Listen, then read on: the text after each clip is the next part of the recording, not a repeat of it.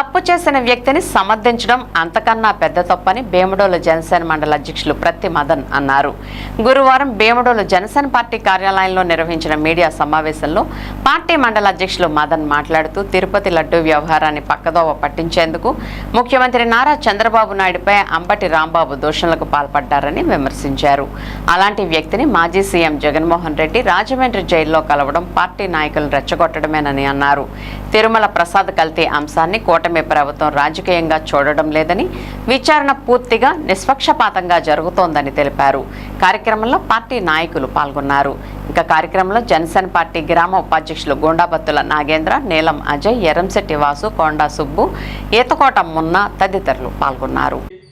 పరిణామాలు చోటు చేసుకుందో మీరు ఇంకా అధికారంలో ఉన్నట్టు భావిస్తా ఇప్పుడు కూడా నోటికి ఎంత వస్తే అంత సాక్షాత్తు ఆంధ్ర రాష్ట్ర ముఖ్యమంత్రిని శ్రీ నారా చంద్రబాబు నాయుడు గారిని అవమానపరిచేలాగా జుగుప్సాకరంగా, అంటే మళ్ళీ ఎవరో చెప్పేట్టుగా, ఎవరో రాయలేని విధంగా అటువంటి మాటలు మీ నాయకుడు, వైసీపీ నాయకులు ఎవరైతే అంబటి రాంబాబు గారు ఉన్నారో ఆయనకి ప్రస్తావించడం, దాన్ని మరి అది పెద్ద తప్పు కాదు.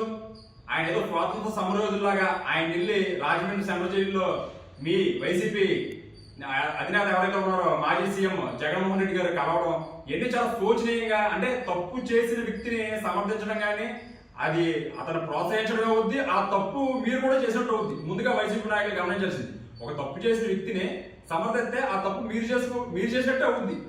అంటే ఈ విధంగా మాట్లాడండి, ఈ విధంగా మాట్లాడితే మీకు రాబోయే రోజుల్లో పదవులు ఎత్తాం, లేకపోతే పలానా వ్యక్తిగతంగా విమర్శించండి, బూతులు మాట్లాడండి, లేకపోతే ఎవరైనా రెచ్చగొట్టండి అనే విధంగా వైసీపీ నాయకులు కానీ వాళ్ళ అధినేతలు కానీ ఉన్నారు.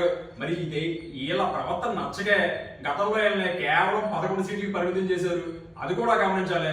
సాక్షాత్తు ఇది కేవలం హిందూ ధర్మం, కేవలం హిందువుకు సంబంధించిన దేవుడే కాదు, ఆంధ్ర రాష్ట్ర యొక్క గొప్పతనాన్ని చాటి చెప్పే ప్రదేశం ఏదైనా ఉందంటే అది పెద్ద తిరుపతి ఒకటి. మరి ఇది ప్రపంచ వ్యాప్తంగా గర్వించదగ్గ ప్రదేశంలో మళ్ళీ చెప్పుకోలేని విధంగా, మళ్ళీ రాయలేని విధంగా, మరి నోటికి ఎంత వస్తే అంత మాట్లాడిన వ్యక్తిని ఈ రోజు జైల్లోకి వెళ్ళి కలిసి వచ్చి పెద్ద తప్పే కలిసి చెప్తారు. ఎటుపోతున్నది మీది రాజకీయ సంస్కారం కానీ, మీ తండ్రి నేర్పిన విలువలు మీరు పాటించరు.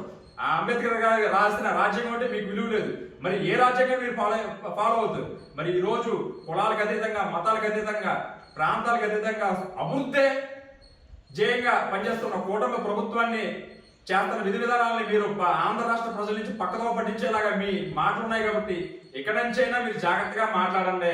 మళ్ళీ చెప్తున్నాం, తప్పు చేసిన వ్యక్తిని మీరు వెనకేసి వస్తే మీరు కూడా అదే తప్పు పొందుతారని చెప్పి తెలియజేసుకుంటూ, రాజకీయాలకు దూరంగా నిస్వార్థంగా ఆ సిట్ కమిటీని వేసి విచారణ జరిపి ఈ రోజు కల్తీ జరిగిందని చెప్పి తేల్చారు. ఈ విషయాన్ని కప్పిపుచ్చడానికి అంబటి రాయుడు అనే ఒక వ్యక్తి, మాజీ శాసనసభ్యులు, గౌరవ ముఖ్యమంత్రి వారి గారిని అనలేని పదాలతో, అది జుగుప్సాకరమైనటువంటి మాటల శైలితో ఆయన అవమానపరచడం అందరికీ తెలిసిన విషయమే.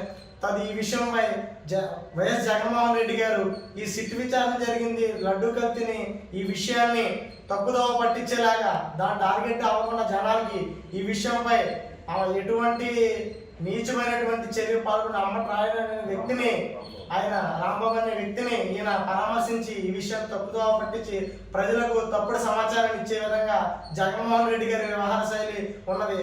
అలాగే ప్రతి ఒక్కరూ కూడా శాసనసభ్యులు కావాలంటే, మాజీ ముఖ్యమంత్రిగా, మంత్రిగా మీ పరిధిలో సంస్కారంగా మాట్లాడి ముఖ్యమంత్రులు కానీ, ఉప ముఖ్యమంత్రులు కానీ, అలాగే ప్రజలు కానీ, ప్రజల పట్ల కానీ మీరు మాట్లాడే విధానం ఒకసారి మీరు నెమరు వేసుకుని, మన ప్రజలకు ఏం భరోసా ఇస్తాం, మేము ఎలా మాట్లాడతామని తీరుతెన్నులు లేకుండా మీరు ఎలా ప్రవర్తిస్తాం ఒక్కసారి మీరు ఆత్మ పరిశీలన చేసుకుని ప్రజలతో మమేకమై ఈసారైనా సరే 11 నుంచి దిగిపోకుండా మీ యొక్క వ్యవహారాన్ని మార్చుకోండి. మీరు 2029 వస్తే మేము ఏదో చేస్తాం అన్నారు, కానీ మేము వస్తే ఎటువంటి ప్రకటన చేస్తామని చెప్పుకోండి జనాలకి, ఎటువంటి విధ్వంసం చేస్తామని కాదు. మీరు చేసిన విధ్వంసం, అంతకుమించిన విధ్వంసం ఎవరు కూడా చేయరు. దయచేసి జగన్మోహన్ రెడ్డి గారు కానీ, వైసీపీ నాయకులు, కార్యకర్తలు కానీ ప్రతి ఒక్కరు కూడా లా అండ్ ఆర్డర్ నుంచి మాట్లాడకుండా మీ యొక్క పరిధిలోనే మీరు వ్యవహార శైలిని కొనసాగించాలని భీమడోలు జనసేన పార్టీ తరఫున తెలియపరుస్తున్నాం. జై హింద్.